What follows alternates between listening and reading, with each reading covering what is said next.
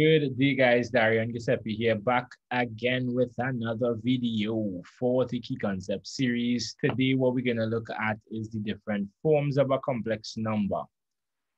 And we are going to look at two forms. That would be the polar or trigonometric form and the and the exponential form. Those are the two forms we're going to look at. So big heading is the different forms of a complex number. There are basically like three forms, right? The first form that we know that we were introduced to in the first video that I did was the form Z is equal to, what was it? X plus IY. Yeah, that's the first form, right? You could call it like, that's the algebraic form of the complex number. All right, that is the general form of the complex number, or algebraic form, sometimes they call it. But we could go from the algebraic form to the polar or exponential forms. And this is something that they like to ask in exams. So we need to make note of it and how to do it. So let's just consider a complex number, a general complex number, Z is equal to X plus IY, and just put it on the Argon diagram here. Let's just look at this here, right? And see how everything plays off here.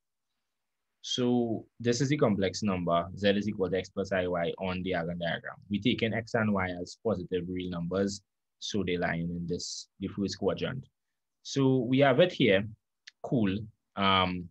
And this is setup, you would notice you would get a right angle triangle being formed here. And through that right angle triangle, you could use trig ratios to actually represent Y and X. And through that, you would be able to express the complex number.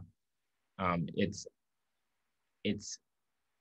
algebraic form, as you would are looking for. It's algebraic form in terms of its trigonometric form. So this is what we're looking at here. We have the algebraic form here, Z is equal to X plus IY. But we want to express this in terms of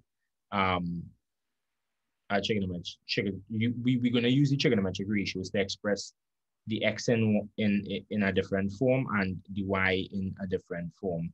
You could look at the triangle and see if you could figure it out. You're not really getting too in depth into that, right? It's pretty straightforward though, but what you will get when you, or another way of expressing the real part, you would notice is r cos theta as another way, right? Through trigonometric ratios. And then another way of expressing the Y, which is the imaginary part, is r sine theta. And what you'll have basically is this here. You would get this in the end. So you would get r cos theta plus I r sine theta. And then you could just factorize out the r. That's what we did in this last line there. And this here, this last line here, is the trigonometric form of the complex number.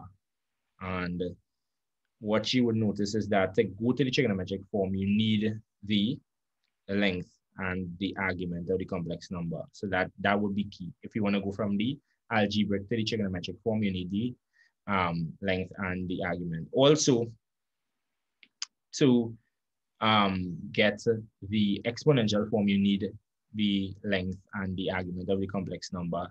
But what we notice is that from the trigonometric form, we could go to the exponential form, right? And the reason is because this little thing here, right, we could express that in another way. That is the same as e to the I theta. So that's key, right? To note. And in essence, you have r by e to the I theta. So we could express z in terms of r by e to the I theta as well. And we could express it as r by cos theta plus I sine theta, where we have the r by cos theta plus I sine theta is our polar or trigonometric form, and the r by e to the I theta is our exponential form. And these are the two forms of the complex number that would be tested, right? You have the exponent, not the exponential, but you have the algebraic form, as I like to call it, which is the general form of the complex number. And you would need to know how to go to the trigonometric form and also to how to go to the exponential form. And to go to the exponential or trigonometric form, you're seeing that you need to know the length, right, r of the complex number, and also you need to know the angle, the argument. So those things will be key. So you see how those things tie into this, the form of the complex number. And you could actually move from the trigonometric form to the algebraic form as well. That is also something that could be tested. Quick note before complete this video is to just look at some results as it relates to the modulus and argument of a complex number. Right, some key properties with regards to the modulus and argument of a complex number. Given, let's say we have two complex numbers, Z1 and Z2, the length of the product, right? So this is the length of the product of Z1 by Z2 is the same as the product of the individual lengths. So that is something you could note, that property.